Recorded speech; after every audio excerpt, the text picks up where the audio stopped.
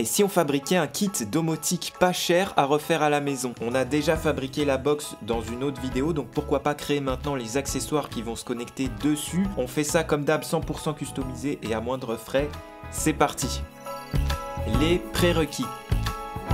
Mesdames et messieurs, pour ce kit de Noël, comme annoncé plus tôt, il vous faut déjà une box avec Home Assistant installé dessus. C'est vraiment la base car c'est elle qui contrôle tous les accessoires. Donc pour la fabriquer vous-même, j'ai une vidéo dédiée débutant juste ici. J'ai au passage amélioré légèrement le design pour accueillir ce joli noir sur la face avant. Donc cette nouvelle version est disponible en description. Ensuite, pour vraiment baisser le coût de ce kit et personnaliser à fond nos accessoires, on va utiliser des microcontrôleurs D1 mini car ils sont petits et ils auront le nombre d'entrées-sorties suffisant pour la plupart des accessoires. Et en passant par AliExpress, les prix sont hyper intéressants. Quand on achète par exemple par lot de 10, ça revient à 2 € pièce. Donc c'est vraiment top. Et sur le plan logiciel, pour simplifier au maximum tout ça, on va utiliser ESP Home qui est une intégration de Home Assistant. Et si ça commence à sonner trop compliqué pour vous, j'ai réalisé une vidéo dédiée débutant aussi sur ESP Home et je vous encourage fortement à aller la voir pour bien comprendre la suite.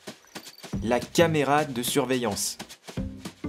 Accessoire assez simple à mettre en place car il existe des modules déjà tout assemblés qui contient l'ESP, la caméra et l'interface USB. Donc pas besoin de souder ou de brancher des câbles. L'ensemble coûte souvent moins de 5 €. Donc pour s'équiper quand on débute ou quand on n'a pas forcément beaucoup de budget, c'est vraiment sympa. L'avantage aussi est qu'ils sont assez petits donc on peut les camoufler facilement. Moi j'ai prévu une modélisation inspirée d'un design de la marque Aqara qui a remporté un prix. Donc direction les imprimantes.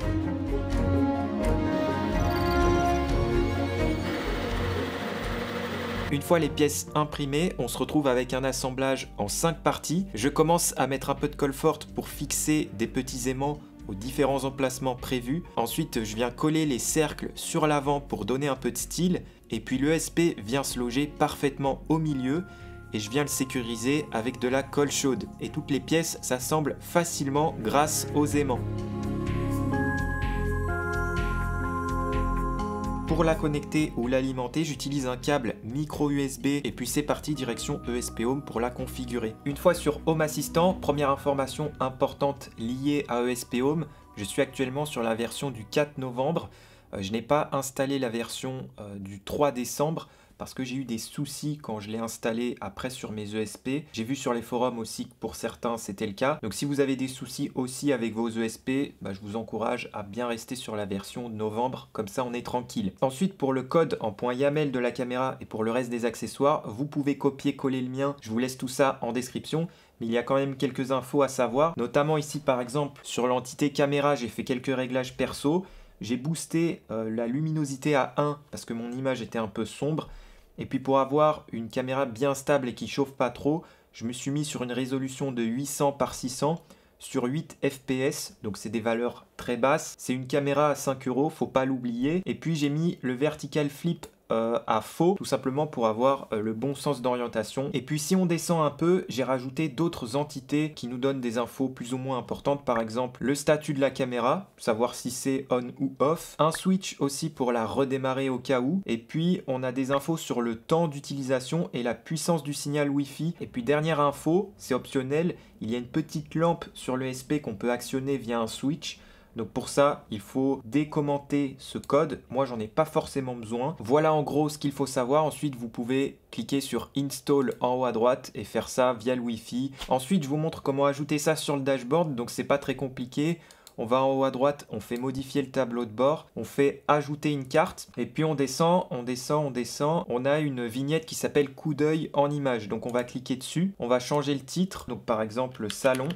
Et puis l'entité caméra, on va chercher My Camera. Et puis dans les entités, ici tout en bas, on va supprimer les entités de base et on va rajouter les entités qu'on a données dans le code. Donc ici, on avait Restart Camera, voilà. On avait l'entité Statut Caméra, voilà, parfait. On avait l'entité Wi-Fi aussi. Et on avait, c'est le Uptime. Donc c'est la durée d'utilisation. Voilà, et si on revient sur le haut, on a un aperçu de la carte. Donc là c'est parfait, on a toutes les bonnes infos. Je peux cliquer sur enregistrer et puis je peux cliquer en haut à droite sur terminer. Donc ça y est, on est actuellement en train de streamer la caméra. Donc avec les différentes informations qu'on a ajoutées sur les icônes. Et si je viens cliquer dessus, je peux lui faire coucou. Donc évidemment le framerate est vraiment dégueu, hein, on va pas se le cacher, mais pour une caméra à 5 €, je trouve ça super stylé. L'objectif après c'est de mettre la caméra dans un coin de la maison et on peut retrouver évidemment le stream sur notre application Home Assistant. Et pour ceux qui veulent aller plus loin, vous pouvez aussi installer l'intégration MotionEye qui va analyser l'image et possiblement détecter des mouvements et donc enclencher une notif si besoin. C'est la minute sponsor de Noël et pour cette fin d'année, je suis très content de mettre en avant ces objets hyper stylés de la marque Novium. Je vous l'annonce directement, moins 10% de réduction avec le code ABREJ et livré en 2 jours. Il existe plusieurs versions de ces stylos avec le choix sur plusieurs matériaux premium comme avec de l'or 18 carats ou de l'éclat de météorite certifié. Le fait que les stylos tiennent tout seuls debout grâce à des aimants, moi je trouvais ça super cool, mais je trouve ça surtout hyper pratique sur mon bureau car j'ai de quoi écrire à portée de main avec un stylo haut de gamme. Le stylo te tend littéralement la main sur cette version inclinée à exactement 23,5 degrés. Qualité d'écriture impeccable, stylo en plus qui a reçu un prix de design en 2022. Un super cadeau à offrir, n'oubliez pas le code promo et le lien en description.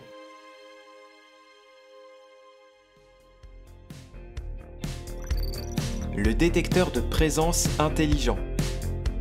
Un classique, c'est un capteur PIR, c'est de l'infrarouge, donc on va l'utiliser avec un D1 mini, et pour que ça soit un peu plus intéressant, on va le coupler avec un capteur de luminosité BH 1750, ça nous donnera une info supplémentaire pour éviter d'activer par exemple des lampes alors qu'il fait encore suffisamment jour. Très simple à brancher pour le PIR, 5 volts, masse et data, puis on va alimenter le BH 1750 sur le 3,3 volts et la masse, et pour la data on va utiliser 2 broches, SCL et SDA du D1 mini, car on utilise le bus I2C pour ce capteur, donc ça veut dire checker sur internet la doc du composant et repérer ces fameuses broches. Donc sur le D1 mini, c'est souvent la D1 et la D2. Donc je commence par souder les composants et au niveau du boîtier, j'ai imprimé un premier bloc sur mesure qui accepte les composants aux bons endroits pour bien les positionner. Ensuite, un autre boîtier vient s'assembler avec le premier bloc et on termine par ajouter une dernière pièce pour l'esthétique sur l'avant.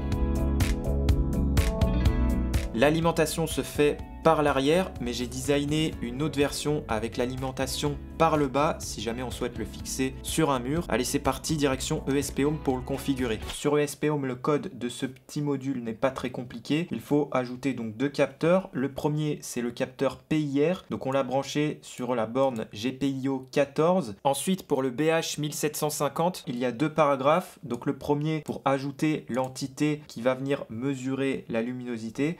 Et puis ensuite, il faut bien préciser par un autre paragraphe qu'on utilise le bus I2C sur les ports GPIO 4 et 5, donc D1 et D2. Et puis voilà, il y a juste à installer. Une fois que le code est installé sur le D1 mini, comme d'habitude, on va ajouter tout ça sur le dashboard. Donc pour que ça aille plus vite, je vais aller dans Paramètres, Appareils et Services. Et dans ma vignette ESP Home, je viens chercher mon capteur. Donc c'est Capteur Mouvement Studio. Je clique sur un appareil et puis j'ai ici mes 2 entités. Donc la luminosité ici à 0,1 lux. Parce que j'ai mis le capteur à l'envers, du coup il capte rien. Et puis si je mets ma main devant, voilà, il a bien détecté au niveau du capteur PIR. Si je le soulève pour qu'on ait un peu plus de lumière, voilà, ici on est à 878 lux.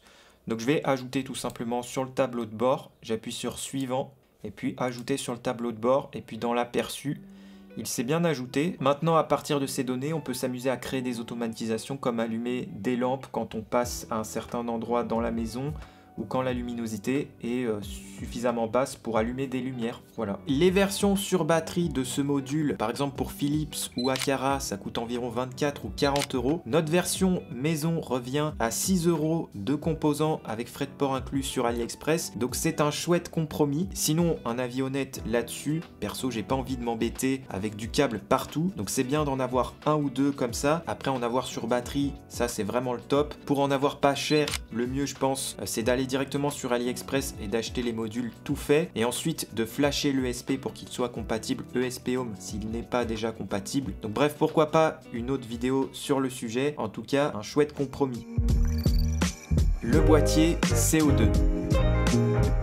Ce type de capteur permet de mesurer la qualité d'air, ou plutôt la concentration en CO2. Et dans un intervalle de mesure donné, on peut ainsi savoir si notre environnement est sain ou non. Pour ce futur boîtier CO2, j'ai décidé d'aller un peu plus loin et d'utiliser un capteur 3 en 1 qui mesure au passage la température et l'humidité d'une pièce, donc super pratique. C'est le capteur SCD40, je l'ai trouvé 14 € sur AliExpress. Franchement, une bonne affaire si on compare avec des boîtiers tout faits comme celui d'IKEA à 20 € qui mesure en plus moins de choses. Pour le montage, il y a 4 fils à brancher sur l'ESP, un fil au 3,3 volts, un autre à la masse et les deux restants sur les broches SDA et SCL, donc D1 et D2. Pour camoufler l'électronique, puisqu'on est en concurrence directe avec IKEA, on va s'inspirer de leur boîtier et on va leur montrer ce qu'on sait faire. Donc celui que j'ai designé s'imprime en plusieurs parties et celui-ci a la particularité d'accueillir 3 bandeaux LED 5 volts WS2812B, un classique, qui vont jouer de témoins lumineux pour nos 3 entités. En d'autres termes, ça permettra d'avoir 3 jauges qui vont se remplir selon les mesures et qui peuvent aussi changer de couleur. Donc c'est parti, on va souder les bandeaux en parallèle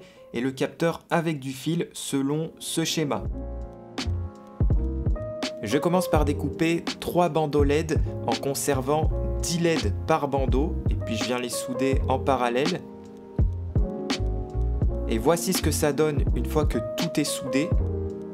Et puis ensuite, je viens appliquer de la colle chaude pour fixer les bandeaux. Et puis je fais pareil sur le couvercle qui va venir diffuser la lumière.